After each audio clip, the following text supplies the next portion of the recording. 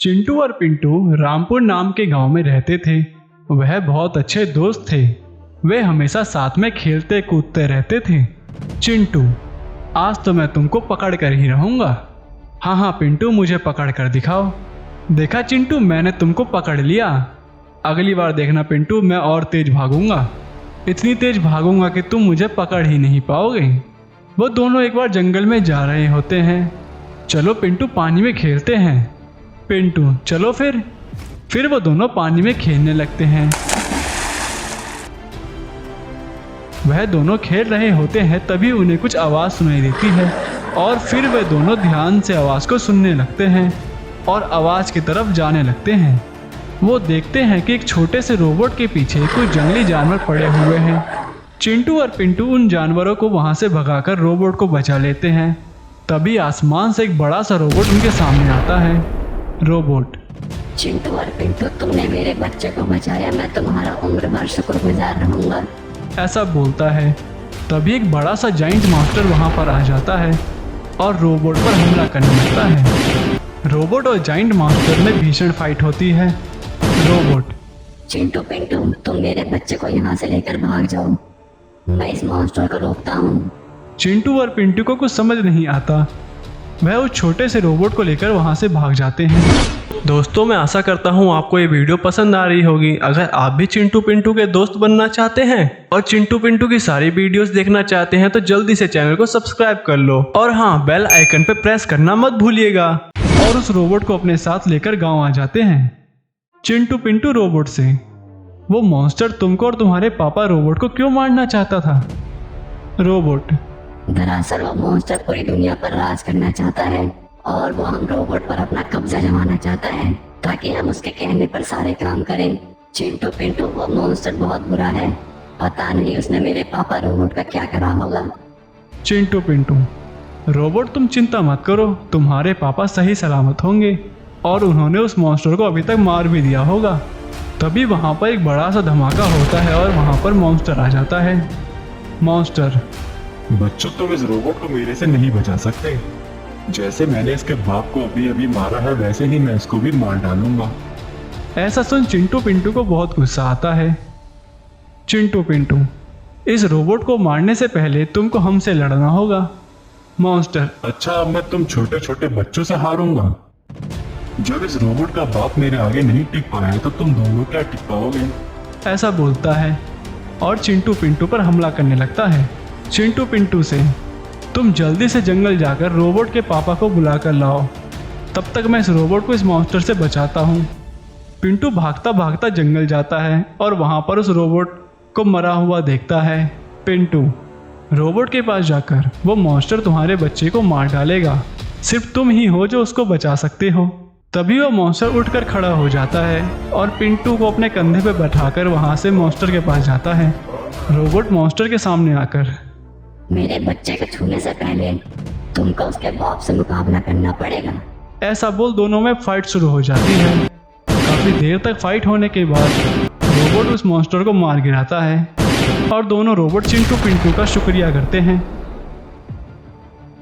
उदयपुर गांव में सोनू नाम का एक गरीब किसान रहता था। सोनू के 2 बच्चे थे जिनका नाम चिंटू पिंटू था। एक दिन अचानक से सोनू की तबीयत खराब हो जाती है और वह बहुत ज़्यादा बीमार हो जाता है। इस बात का पता चिंटू पिंटू को चलता है। चिंटू पिंटू, पिताजी आपको ये क्या हो गया?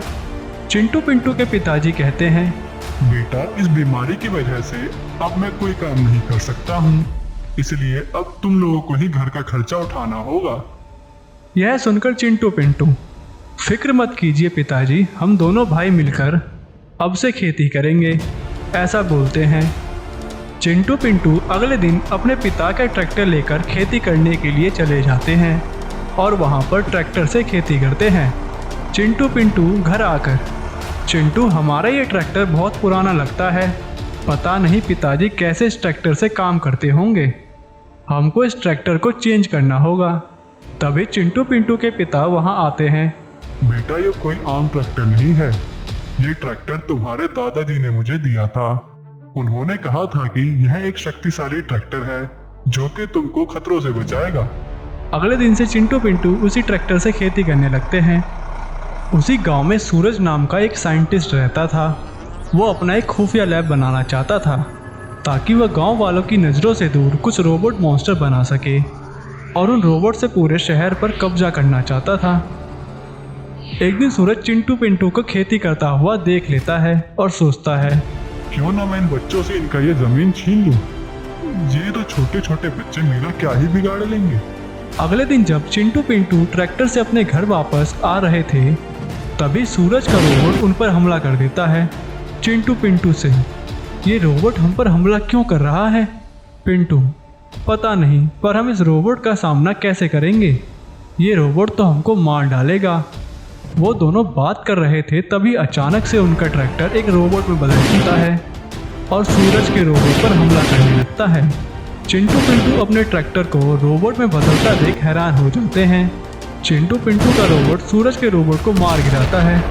चिंटू पिंटू रोबोट के पास जाकर, आप कौन हो? रोबोट, आपके दादाजी एक महान साइंटिस्ट थे। मुझे एक ट्रैक्टर से शक्तिशाली रोबोट उन्होंने ही बनाया था। आपके दादाजी ने मुझे उनके परिवार और गांव वालों की रक्षा करने के लिए बनाया था, लेकिन इस बात का पता आज तक किसी को नहीं चला है कि मैं एक रोबोट हूँ। यह सुनकर चिंटू पिंटू ने कहा, इस बात का पता अब भी किसी को नहीं चलेगा। तुम फौरन एक ट्रैक्टर में बदल जाओ। तब वह रोबोट एक साधारण ट्रैक्टर में बदल जाता है। वो साइंटिस्ट बहुत परेशान था और वो कहता है, अरे मेरा ये बनाया हुआ रोबोट कहाँ गया? सूरज अपने रोबोट को ढूंढने के लिए उसी गांव में जाता है। सूरज रोबोट को ढूंढते ढूंढते जंगल पहुंच जाता है और वहां पर उसको उसका रोबोट मरा हुआ मिलता है। उसको इस हालत में देखकर सूरज को बहुत गुस्सा आता है। सूरज, इस रोबोट का ऐसा हाल किसने करा? मैं उसको छोड़ूंगा नहीं। इस गांव में मेरे से बड़ा साइंटिस्ट कौन आया जिसने मेरे बनाए हुए रोबोट का ऐसा हाल कर दिया? सूरज गुस्से में उसी रोबोट को अपने लैब में ले जाता है और उस रोबोट को रिपेयर करने लगता है। उस रोबोट को पहले से भी शक्तिशाली बना देता है। सूरज, अब देखता हूँ मेरे रोबोट के सामने कोई कैसे टिक पाता है। सूरज अपने रोबोट से पूरे गांव पर हमला करने लगता है। रोबोट गांव की गाड़ियों को ब्लास्ट करने लगता है और पूरे गांव में हाहाकार मचा देता है। पूरा गांव सूरज के रोबोट से डर के मारे भागने लगता है। वहीं सूरज गांव को बर्बाद होता देख बहुत खुश हो जाता है। तभी चिंटू पिंटू अपने ट्रैक्टर से घर जा रहे होते हैं और वह सूरज के रोबोट को फिर से जिंदा देख हैरान हो जाते हैं। चिंटू, पिंटू, ये रोबोट फिर से कैसे जिंदा हो गया? कल ही तो हमारे ट्रैक्टर रोबोट ने इसको मार दिया था। पिंटू, पता नहीं चिंटू, पर ये रोबोट तो पूरे गांव को बर्बाद कर रहा है।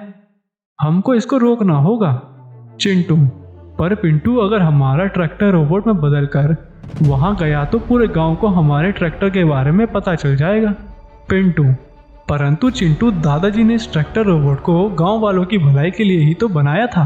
ऐसा बोल अपने ट्रक को रोबोट में बदलने के लिए बोलते हैं। चिंटू पिंटू का ट्रैक्टर एक रोबोट में बदल जाता है और सूरज के रोबोट से फाइट करने लगता है। वहीं सूरज चिंटू पिंटू के रोबोट को देखकर कहता है, अच्छा, इसी रोबोट ने मेरे रोबोट को मारा था। देखता हूँ ये रोबोट आज मेरे रोबोट का सामना कैसे कर पाता है। दोनों रोबोट में भयंकर फाइट होती है। इस बार सूरज का रोबोट भी बहुत पावरफुल था। ट्रैक्टर रोबोट के हर पावरफुल मूव से वह रोबोट बच के निकल जाता था। काफ़ी देर तक फाइट होने के बाद ट्रैक्टर रोबोट सूरज के रोबोट को पूरी तरह डिस्ट्रॉय कर देता है।